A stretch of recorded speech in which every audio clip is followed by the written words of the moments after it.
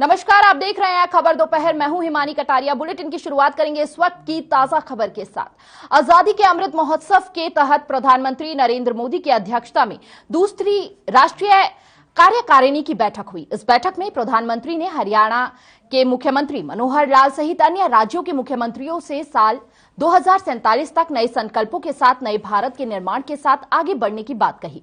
प्रधानमंत्री ने कहा कि आजादी का अमृत महोत्सव के दौरान दिए गए 5 मंत्र देश के प्रत्येक युवा के लिए प्रेरणा स्रोत है। बुधवार को आयोजित बैठक में निर्णय लिया गया कि आजादी के अमृत महोत्सव के दौरान पूरे देश में 2023 तक अनेक कार्यक्रम आयोजित किए जाएंगे। इस मौके पर चंडीगढ़ में हरियाणा की ओर से मुख्यमंत्री मनोहर लाल, मुख्य सचिव संजीव कौशल, मुख्यमंत्री के मुख्य प्रधान सचिव डीएस डेसी, मुख्यमंत्री के अतिरिक्त प्रधान सचिव डॉक्टर अमित अग्रवाल और मुख्यमंत्री की उप प्रधान सचिव आशिमा बराड़ भी मौजूद रहे। तो ऐसे में यह बेहद ही महत्वपूर्ण बैठक रही, जहां पर खुद पीएम मोदी की अध्यक्षता में यह बैठक हुई। सीएम मनोहर लाल खट्टर भी मौजूद रहे और ऐसे में आगामी भविष्य को लेकर यहां पर रूपरेखा तैयार की गई, जहां पर सीएम मनोहर लाल खट्टर के साथ तमाम राज्यों के मुख्यमंत्री भी इस बैठक में शामिल होने पहुंचे।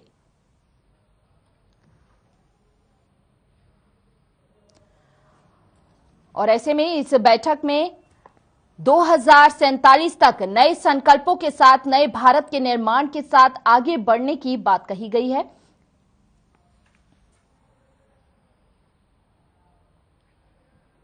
बेहद ही महत्वपूर्ण बैठक रही। इसी के साथ खबरों में आगे बढ़ेंगे। हरियाणा के मुख्यमंत्री मनोहर लाल ने विधानसभा के शीतकालीन सत्र में विपक्ष के पूछे गए सवालों का बिंदुवार जवाब देकर सदन को संतुष्ट किया।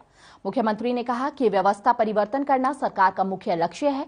आम आदमी को आने वाली परेशानी को कैसे दूर किया जाए, इसको लेकर सरकार लगातार काम कर रही है।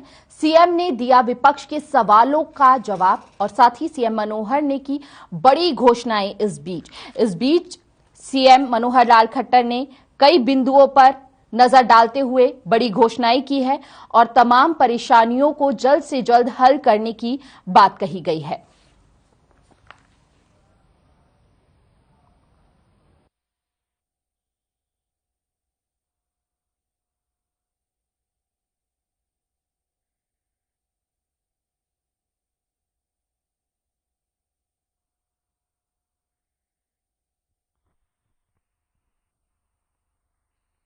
हमने व्यवस्था परिवर्तन की बातें की हैं। व्यवस्था परिवर्तन में बहुत सी किए हैं। हमारा मैं समझता हूं कि पिछले 7 साल का अगर सबसे बड़ा कोई अचीवमेंट है तो व्यवस्था परिवर्तन का है। और इस व्यवस्था परिवर्तन में आम आदमी को आने वाली कठिनाइयां, किसी भी समाज विशेष को, वर्ग विशेष को आने वाली कठिनाइयां कैसे दूर की जाए, और इसमें हमने टेक्नोलॉजी का बहुत उपयोग किया है। उस टेक्नोलॉजी के उपयोग का ये भी कर सकते थे, अफसोस है कि 2014 तक इन्होंने इसका उपयोग नहीं किया। हमने आने के बाद गुड गवर्नेंस डे 2014 25 दिसंबर ये तय किया था कि आगे गुड गवर्नेंस का ही सारा कार्यक्रम चलाएंगे। मेरी फसल मेरा बुरा उसी का एक परिणाम।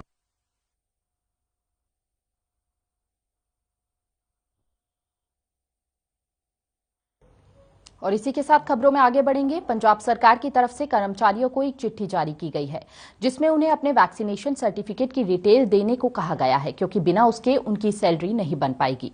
पंजाब सरकार की ओर से दी गई जानकारी में कहा गया है कि IHRMS पोर्टल पर कर्मचारियों की वैक्सीनेशन डिटेल भी मैंडेटरी हो चुकी है, जिसमें अगर कर्मचारियों ने दोनों वैक्सीनेशन लगा ली है तो दोनों की डिटेल्स, और अगर सिंगल डोज लगवाई है तो उसकी डिटेल अपलोड करनी होगी, और अगर वैक्सीनेशन नहीं लगवाई है तो उस स्थिति में कर्मचारियों की सैलरी नहीं बन पाएगी।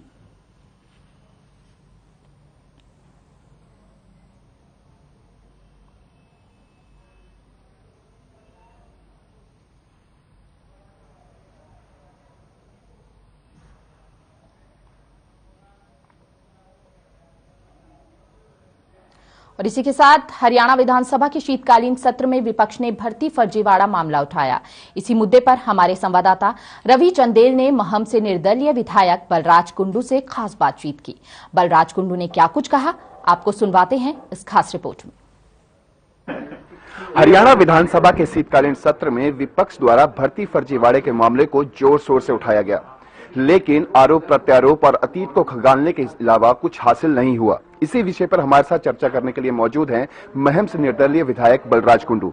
सबसे पहले तो बहुत बहुत स्वागत है सर आपका हर खबर हरियाणा में। थैंक यू सर, किस तरीके से देखते हैं जिस तरीके से इतना बड़ा भर्ती फर्जीवाड़ा मामला और सदन में भी उठा लेकिन अंत में ठंडे बस्ते में चला गया, किस तरीके से देखते, क्या राय है आपकी?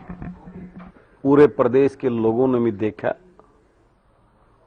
और जिस प्रकार की कार्रवाई सदन में जो सब चला वो सब देखने के बाद मेरा मन बहुत दुखी है। मैं इस बात को मानता हूं और जो सदन की कार्रवाई जिस प्रकार से हुई, जो चर्चाएं हुई, उसके बाद में जो चीज है वो जनता के लोगों के सामने है, तो मुझे लोकतंत्र की, डेमोक्रेसी की जो हम बड़ी बड़ी बातें करते हैं, तो मुझे तो आज ऐसा लगता है कि वो डेमोक्रेसी खत्म होती जा रही है और होती नहीं, मेरे को लगता है 90% हो चुकी है। तो मैं तो ये कहना चाहूंगा फिर ये सदन और ये सत्र बिठाने की जरूरत नहीं, सरकार पूर्ण बहुमत से है तो उसकी जो मर्जी आए वो अपनी मर्जी से जो काम करना करती रहे, फिर तो उसका इस सदन का, इस सत्र का कोई मतलब ही नहीं बचता।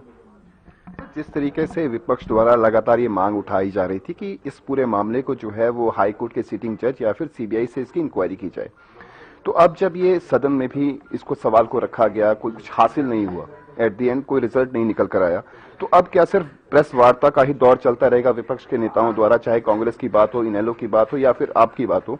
इसके अलावा सड़क पर भी कुछ सड़कों पर भी इस आंदोलन को, इस पूरे मामले को लेकर जो है वो जाया जाएगा, इस मामले को मुख्य रूप से उठाया जाएगा ताकि लोगों तक भी ये बात मुख्य रूप से पहुंचे और सरकार को किसी न किसी तरीके से जागरूक किया जाए कि इस पूरे मामले की निष्पक्ष तरीके से जांच करवाई जाए। उसको लेकर क्या करें? वही बात मैंने आपको बोली है कि डेमोक्रेसी में ये सारी चीजें जो है, किसी के गलत चीज के खिलाफ आवाज उठाना डेमोक्रेसी के अंदर ही, और उसकी डेमोक्रेसी में उसका फिर हल निकाल के उस पर कार्रवाई होती है। मैंने अभी आपको बताया ना, इतना बड़ा इशू विधानसभा में रहा, मैंने भी इस पे काफी मैं बोला था, आपने देखा होगा, और मैंने वहां सदन में सत्ता पक्ष के द्वारा बड़े वादे, ईमानदारी, निष्पक्षता और पारदर्शिता की जो बातें हो रही थी उस पर मैंने सवाल भी किया था कि ये सारी चीजें सही हैं तो सत्ता पक्ष जांच से क्यों भाग रहा है? सत्ता पक्ष अपनी मर्जी से अपने एजेंडे के ऊपर काम करता है और विपक्ष के लोग भी इतने कमजोर हो गए हैं, उनके अंदर वो दमखम है ही नहीं, क्योंकि खुद उन्होंने अपने शासनकाल में ऐसे ऐसे कर्मकांड कर रखे हैं जिसके अपने घर शीशे क्यों दूसरे के पत्थर कैसे फेंक सकते हैं। सच्चाई ये है। बहुत बहुत शुक्रिया सर आपका, धन्यवाद। तो ये थे हमारे साथ महम से निर्दलीय विधायक बलराज कुंडू, जिन्होंने साफ लफ्जों में कहा कि जिस तरीके से भर्ती फर्जीवाड़े के सारे मामले को सदन के अंदर सत्ता पक्ष द्वारा जो है वो एक तरह से ठंडे बस्ते में डाला गया, तो आगामी दिनों में जिस तरीके की कार्रवाई जो है वो देखी जाएगी, उसे ये देखना पड़ेगा कि क्या सरकार जो है वो अब सीबीआई या फिर हाईकोर्ट की जांच से भागती फिरेगी या फिर इसी मुद्दे को लेकर जो है वो विपक्ष जो है वो सड़क पर आगामी लड़ाई लड़ेगा। चंडीगढ़ से हर खबर हरियाणा के लिए रवि चंदेल के साथ कैमरामैन किशन की रिपोर्ट। और खबरों में आगे बढ़ेंगे। प्रदेश में धीरे धीरे ओमिक्रॉन पैर पसार रहा है। करनाल में ओमिक्रॉन का पहला केस मिला है, जहां पुर्तगाल से लौटा शख्स ओमिक्रॉन संक्रमित पाया गया है। वहीं करनाल के बाद फरीदाबाद में भी ओमिक्रॉन का केस मिला है, जहां कनाडा से लौटी युवती में ओमिक्रॉन का वेरिएंट पाया गया है। आपको बता दें कि कोरोना वैक्सीन के दोनों डोज नहीं लगवाने वालों को स्वास्थ्य मंत्री अनिल विज ने भी चेतावनी दी है। उन्होंने सदन में कहा कि सार्वजनिक जगहों पर कोरोना वैक्सीन न लगवाने वालों की एंट्री बैन होगी, सिर्फ डबल डोज वालों को ही एंट्री मिल पाएगी।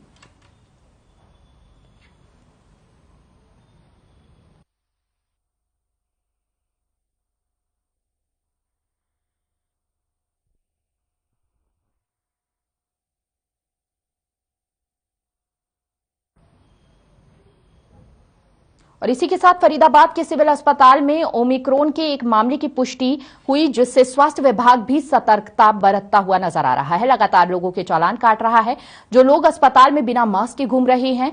बता दें कि पुलिस और स्वास्थ्य विभाग लगातार इस अभियान को चला रहा है।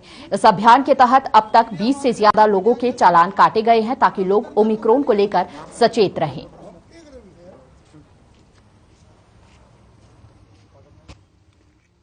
चीफ फार्मेसी अफसर हूँ जिले का जी, स्वास्थ्य विभाग में, और सरकार ने जो है ना कोरोना ओमिक्रॉन वायरस दोबारा से आ रहा है और उसकी रोकथाम के लिए जो सरकार ने एहतियाती कदम उठाए हैं उसमें हर आदमी को डिस्टेंस मेंटेन करनी, मास्क लगाना जरूरी है। उसी की आदेश की पालना में पहले डॉक्टर जयंता हुड्डा जी थे, वो सीएमओ कैथल चले गए बन के, उसके बाद मुझे नोडल अफसर बनाया गया है और उसकी आदेशों की अनुपालना में हम जो लोग बगैर मास्क के स्थानों में घूम रहे हैं या तो वो बीमारी किसी से लेके जाएंगे अगर उनको नहीं है, और अगर उनको बीमारी है तो दूसरों को फैला।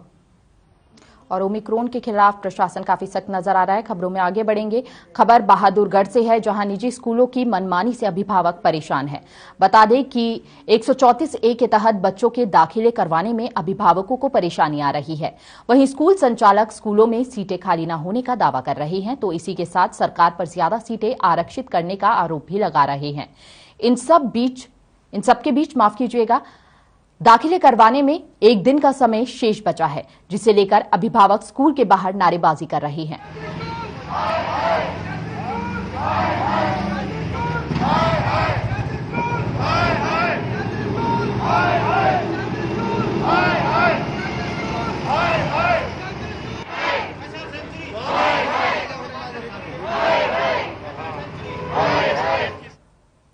और वहीं दूसरी ओर करनाल की नई अनाज मंडी में किसानों को खाद न मिलने से भारी परेशानी हो रही है। खाद लेने के लिए किसान सुबह 4 बजे से लाइनों में लग जाते हैं और खाद के लिए टोकन भी मिल जाता है, लेकिन बावजूद इसके कई किसानों को खाद नहीं मिलती है।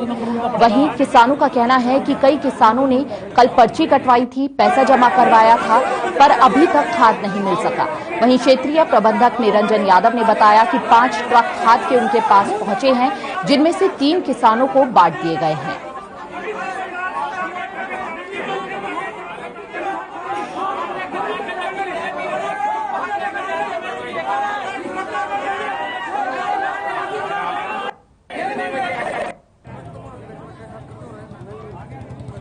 हमने ये हमारी 5 गाड़ियां खड़ी है, 3000 कट्टे हमने यहीं बांटने हैं। अब 3000 कट्टे में कितने किसान ही आते हैं, उस हम कोशिश करेंगे 2 दें, 150 आदमी 2-2 कट्टे हम कोशिश करेंगे सबको उनको निपटाएं, किसान को ज़्यादा दिक्कत नहीं हो। इसको कम लेना है कम ले सकता है, बाकी 2-2 कट्टे 3-3 कट्टे हम देने की कोशिश करेंगे। दिक्कत तो ये है जी, 100 रुपये तो लीटर तेल हो रहा, रोज की आवा या पता कर जावा और अपना घर चले जाए, 100-200 की रोटी खा जाए यहाँ से।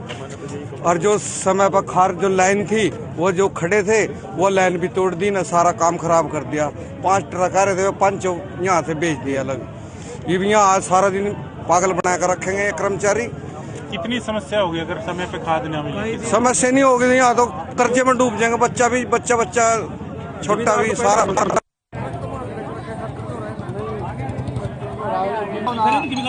टोकन दे दिया, अपना टोकन नंबर वाइज नाम उसने पड़ेगा, तुम्हारा नंबर पड़ेगा, टोकन लगेगा तो नंबर उनका पड़ेगा।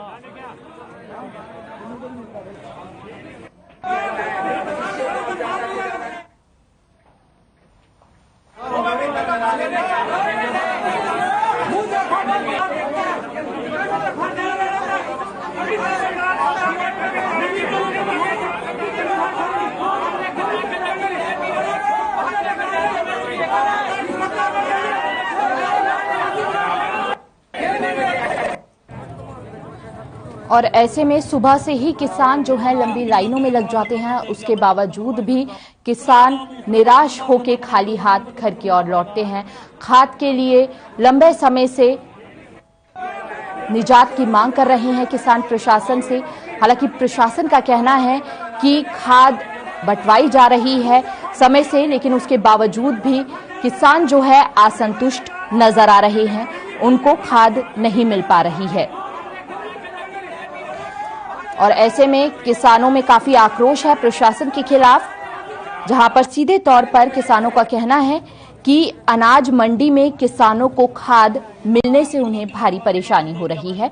खाद लेने के लिए किसान सुबह 4 बजे से लाइनों में लग जाते हैं और खाद के लिए टोकन भी मिल जाता है, लेकिन बावजूद इन सब चीजों के किसानों को खाद नहीं मिलती है।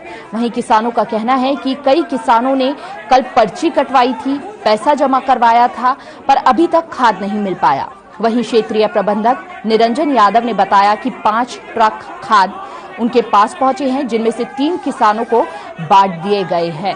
हालांकि अभी भी कई ऐसे किसान हैं जो खाली हाथ घर की ओर लौटे निराश होकर। और ऐसे में लंबे समय से यह समस्या बनी हुई है यहाँ पर, जहां पर किसानों के हाथ सिर्फ निराशा लग रही है। खाद की मांग को लेकर किसान लंबे समय से प्रशासन से गुहार लगा रहे हैं।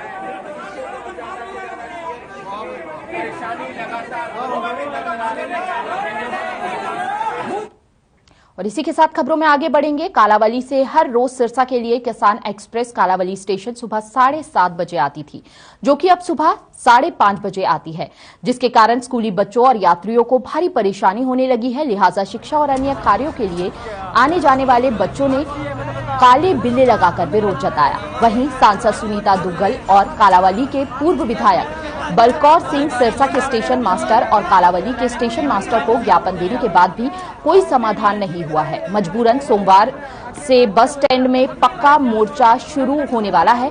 वहीं दूसरी ओर कुछ दिनों पहले लड़कियों के लिए पिंक बस चलती थी, वो भी बंद हो चुकी है।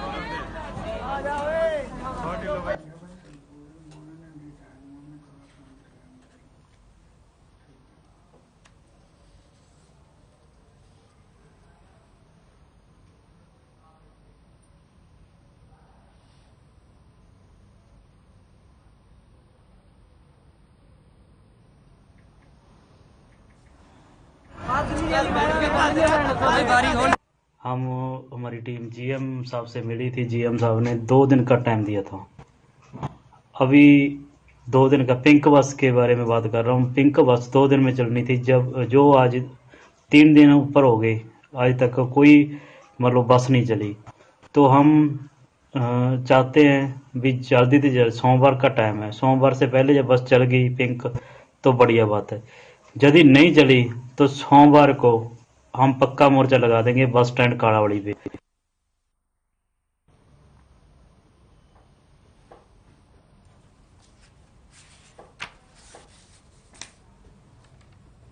और इसी के साथ खबरों में आगे बढ़ेंगे। सिरसा जिले के अलग अलग क्षेत्रों में से सैकड़ों की संख्या में रोजाना छात्र पढ़ने के लिए सिरसा आते हैं, लेकिन बसों की कमी होने की वजह से छात्रों को बसों के बाहर लटक कर सिरसा आना पड़ता है। ऐसे में रोशित कालावली के छात्रों ने आज बस स्टैंड सिरसा में जीएम कार्यालय का घेराव करते हुए प्रदर्शन किया। वहीं बस स्टैंड पुलिस चौकी ने छात्रों को मनाने की कोशिश की, लेकिन छात्र नहीं माने। इसके बाद छात्रों ने मिलकर बस स्टैंड परिसर में पहुंचे और धरना करना शुरू कर दिया। धरने पे बैठ गए।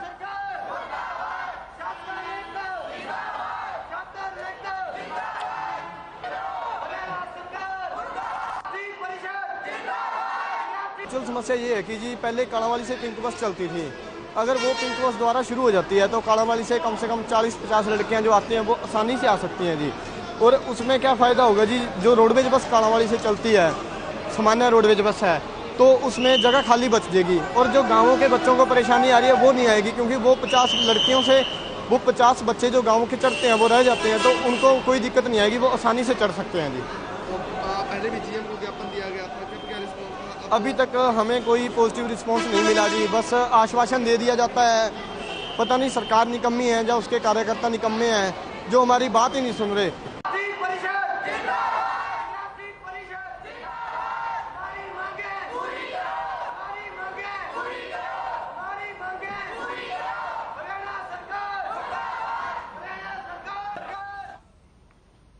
और इसी के साथ खबरों में आगे बढ़ेंगे। प्रधानमंत्री नरेंद्र मोदी ने आत्मनिर्भर भारत की बात कही है, जिस पर देश के सभी क्षेत्रों में कार्य शुरू हो चुके हैं। देश में क्रूड ऑयल के विदेशों से खरीदने पर हर साल करोड़ों रुपए खर्च होते हैं।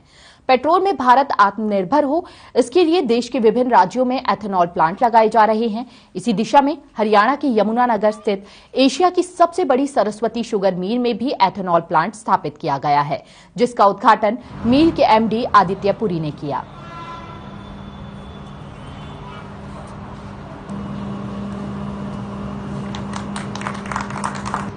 प्रधानमंत्री जी का, माननीय नरेंद्र मोदी जी का बहुत बड़ा थ्रस्ट है इसके ऊपर। उसके साथ साथ जो नितिन गडकरी जी जो हमारे ट्रांसपोर्ट मिनिस्टर हैं, वो भी इस पर बहुत अधिक प्रयास कर रहे हैं।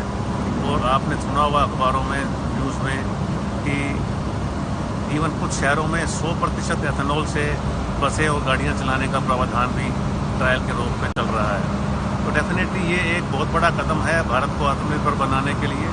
और इसमें ना केवल क्योंकि ये बेसिकली ऑर्गेनिक मैटर से बन रहा है, मोलेसिस से जो गन्ने से निकलता है, तो इसमें जो कार्बन मोनोऑक्साइड या कार्बन डाइऑक्साइड गैस का जो उत्सर्जन है कंपैरेटिवली नॉर्मल फ्यूल के मुकाबले में कम होता है।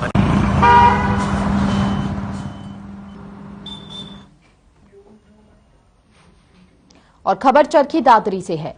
झोझू कला ब्लॉक में भूतपूर्व प्रधानमंत्री स्वर्गीय अटल बिहारी वाजपेयी की जयंती के अवसर पर सुशासन दिवस मनाया गया। इस अवसर पर झोझू कला बीडीपीओ सुभाष शर्मा ने बताया कि पूर्व प्रधानमंत्री स्वर्गीय अटल बिहारी वाजपेयी के जयंती के अवसर पर पूरे प्रदेश में सुशासन दिवस मनाया जा रहा है, जिसके तहत झोझू कला ब्लॉक में ब्लॉक स्तर पर सभी विभागों के अधिकारी और कर्मचारी मौजूद रहे। सुभाष शर्मा ने यह भी बताया कि इस अवसर पर लोगों की समस्याओं को सुना गया और उनका निपटारा भी किया गया।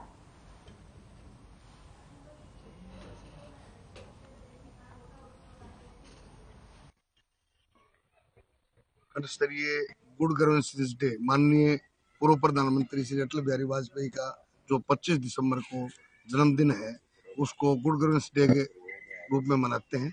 और सुशासन दिवस के लिए जो है ना, ये लोग जो भी समस्या है अलग अलग विभाग से, बिजली की, पानी की, बैंक से संबंधित, सिंचाई से संबंधित, मेरी फसल मेरी ब्यौरा, इस टाइप के स्वामित्व की जितने भी स्कीम सरकार की चल रही है, सबकी सुनवाई खंड लेवल के ऊपर जो अधिकारी हैं वो आज बुलाए हैं और जो कार्यालय अध्यक्ष भी आए हुए हैं यहाँ, तो समस्याओं सुन रहे हैं। मौके पर ये समस्याओं का निदान करने की पूरी कोशिश कर रहे हैं। और कुछ समस्या ऐसी है जिसमें 1 हफ्ता 10 दिन का समय लगता है, और उनको बताया जाता है 3 दिन के अंदर आपकी समस्या का निदान कर दे रहे हैं। और खबर तोशाम से है, जहां बार एसोसिएशन तोशाम के नवनिर्वाचित पदाधिकारियों का शपथ ग्रहण समारोह आयोजित किया गया। इस अवसर पर सभी नवनिर्वाचित सदस्यों को शपथ दिलाई गई। शपथ दिलाने के साथ ही सभी सदस्यों ने अपना कार्यभार ग्रहण कर लिया। चुनाव कमेटी के चेयरमैन एडवोकेट सतवीर शर्मा ने शपथ दिलाकर नियुक्ति पत्र सौंप दिए। इस अवसर पर बार एसोसिएशन के नवनिर्वाचित प्रधान एडवोकेट पवन ढाका ने बताया कि वो संपूर्ण तोशाम बार एसोसिएशन के आभारी हैं। जिन्होंने उन्हें चुना है, वो पूरी निष्ठा और ईमानदारी से काम करते हुए बार एसोसिएशन के लिए कार्य करते रहेंगे। वहीं चुनाव कमेटी के सदस्य एडवोकेट नरेंद्र बागोतिया ने बताया कि नवनिर्वाचित सदस्यों को शपथ दिलाई गई है। इसी के साथ नवनिर्वाचित सदस्यों ने अपना कार्यभार ग्रहण कर लिया है।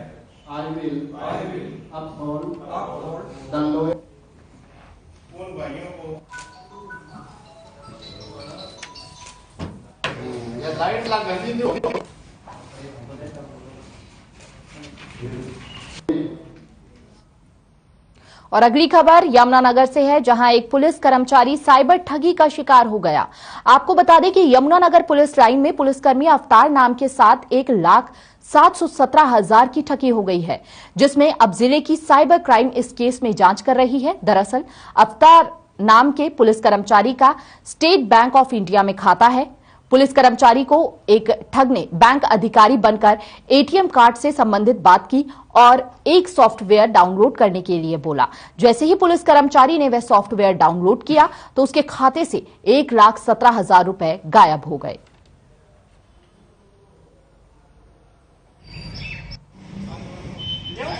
ये अवतार नाम का मुलाजिम है हमारा, जो कि पुलिस लाइन में पोस्टेड है एस्कॉर्ट गार्ड में।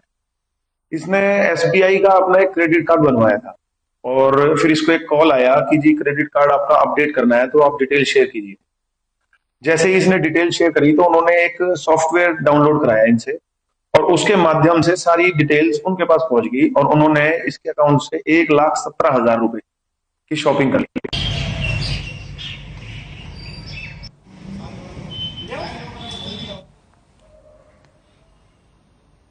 और वहीं यमुनानगर में चोरी की वारदातें रुकने का नाम नहीं ले रही हैं। आए दिन चोरी की वारदातें सामने आ रही हैं। ताजा मामला जगाधरी के बुढ़िया चुंगी क्षेत्र के अंतर्गत हनुमानगढ़ के पास का है, जहां एक घर में 21 नवंबर को चोरी हुई थी, जब यह परिवार देहरादून शादी समारोह में शामिल होने गया हुआ था। उस दौरान चोरों ने इस घर को अपना निशाना बनाया। पीड़ित अभिषेक ने बताया कि वो देहरादून शादी में गया हुआ था। वापस आकर देखा कि उनके घर के ताले टूटे हुए थे। घर में सारा सामान भी इधर से उधर बिखरा हुआ था। अलमारियों के ताले भी टूटे हुए थे, जिसमें उनके घर में करीब 1.5 लाख नकदी के साथ साथ सोने और चांदी के आभूषण थे। पास ही लगे सीसीटीवी कैमरे के आधार पर जांच पड़ताल पुलिस की ओर से शुरू कर दी गई है।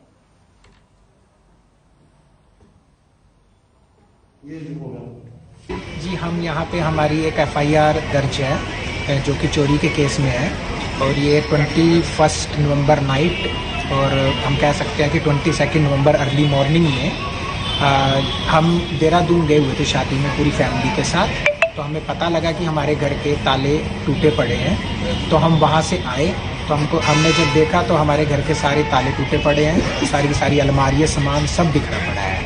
फिर जब हमें पता लगा तो कम से कम 1-1.5 लाख कैश और 7-8 तोला सोना के ज्वेलरी और कुछ 250 ग्राम चांदी की ज्वेलरी अभी तक जो हमें पता लगा है कि ये घर है। बूढ़िया गेट चौकी में हमने 21/11 को एक चोरी का मुकदमा दर्ज किया था, जिसमें करीब 3 लाख से ऊपर उनकी चोरी हुई थी, घर का सामान चोरी हुआ था। इसमें हमारे सामने कुछ सीसीटीवी फुटेज भी है जिनकी गहनता से जांच कर ली गई है और इस फाइल को मुलजिमों को पकड़ने के लिए अभी क्राइम ब्रांच को हमारे एसपी साहब ने उनको ट्रांसफर कर दिया और पुलिस प्रशासन पूरे मामले की गहनता से जांच कर रही है। फिलहाल इस बुलेटिन में इतना ही। देश और दुनिया की हर खबर के लिए देखते रहिए हरियाणा। नमस्कार।